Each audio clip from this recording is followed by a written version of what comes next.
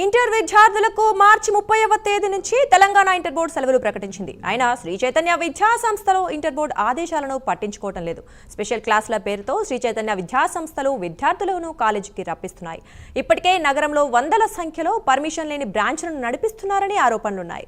ఇక ఈ విషయం గురించి మరింత సమాచారం మనకు అందించేందుకు మనతో పాటు ఉన్నారు నాగేంద్ర ఇంటర్ బోర్డు ఆఫీస్ నుంచి, అలాగే నారాయణగూడ నుంచి అజీం, అలాగే కూకట్పల్లి నుంచి కుమార్ ఉన్నారు. ఇప్పుడు వారితో మాట్లాడదాం. చెప్పండి నాగేంద్ర, చెప్పండి ఏంటి పరిస్థితి, అక్కడ ఎలా ఉంది పరిస్థితి ప్రస్తుతం? ఇంటర్ బోర్డు ఆఫీస్ వాళ్ళు ఏమంటున్నారు ఈ విషయం గురించి? ముఖ్యంగా తెలంగాణ రాష్ట్రంలో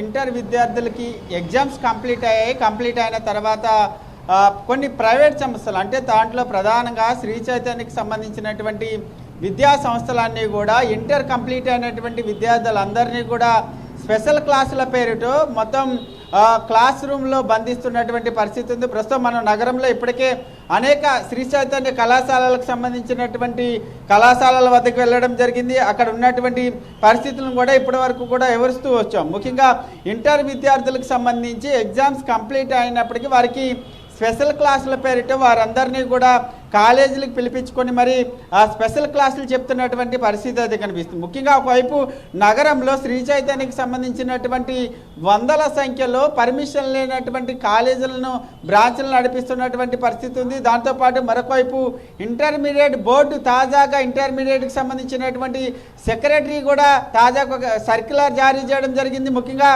ఇంటర్ విద్యార్థులకు సంబంధించినటువంటి అంశంలో ఎవరైనా సరే మార్చి 30వ తేదీ నుంచి జూన్ 1 వరకు కూడా ఎవరు కూడా ఇప్పటి వరకు వేసవి సెలవులోనే ఎవరు కూడా స్పెషల్ క్లాసుల పేరిట ఎవరు కూడా విద్యార్థులను క్లాసులకు పిలిపించొద్దు, ఎవరికి కూడా క్లాసులు చెప్పొద్దు అనేటటువంటి సర్క్యులర్ కూడా జారీ చేసినటువంటి పరిస్థితి అయితే కనిపిస్తుంది. మనం ప్రస్తుతం ఇంటర్మీడియట్ బోర్డు వద్ద ఉన్నాం. ఇక్కడ ఇంటర్ బోర్డుకి సంబంధించినటువంటి సెక్రటరీని కూడా మనం కలిసేటటువంటి ప్రయత్నం చేసాం. కానీ ఆయన కొంత వేరే మీటింగ్లలో ఉండడం వల్ల ఆయన కలవలేను, ఆ తర్వాత కలుస్తానంటూ కూడా ఇంటర్మీడియట్ బోర్డుకి సంబంధించినటువంటి సెక్రటరీ కృష్ణాదిత్య చెప్పడం జరిగింది. ముఖ్యంగా ఎప్పటికీ ఒకవైపు సర్క్యులర్ జారీ చేసినప్పటికీ నగరంలో ఉన్నటువంటి శ్రీ చైతన్య కాలేజీలు మాత్రం విద్యార్థులకి స్పెషల్ క్లాసుల పేరిట కాలేజీలకు పిలిపిస్తున్నటువంటి పరిస్థితి ఉంది. అటు ఎవరైతే ఈ సర్క్యులర్ని అతిక్రమించి ఎవరైతే స్పెషల్ క్లాసులు చెప్తారో వారిపైన కఠినమైనటువంటి చర్యలు తీసుకుంటామంటూ కూడా ఇప్పటికే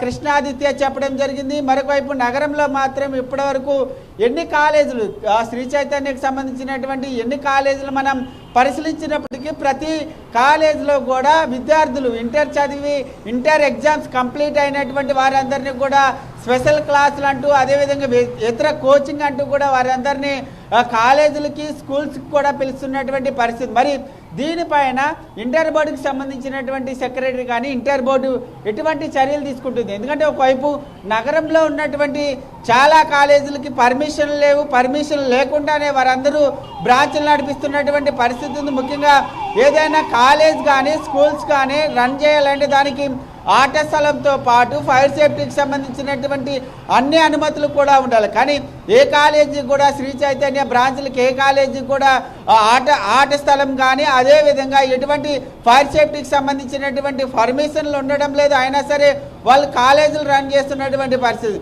దానికి అదనంగా ఇప్పుడు వేసవి సెలవులు ప్రకటించినా కానీ ముఖ్యంగా విద్యార్థులకు సంబంధించినటువంటి అంశంలో శ్రీ చైతన్య కాలేజీలు చాలా అమానుషంగా ప్రవర్తిస్తున్నాయి.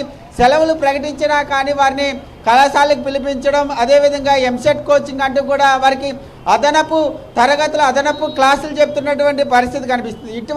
ఎవరైతే అదనపు క్లాసులు చెప్తారో వారిపైన కఠిన చర్యలు తీసుకుంటామంటూ కూడా ఒకవైపు ఇంటర్ బోర్డు చెప్తున్నటువంటి నేపథ్యంలో వారు మాత్రం వీటిని అతిక్రమిస్తూనే క్లాసులు చెప్తున్నటువంటి పరిస్థితి అయితే కనిపిస్తుంది.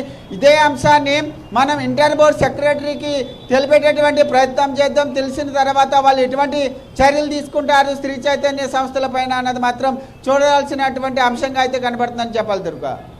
Right, thank you Nagendra.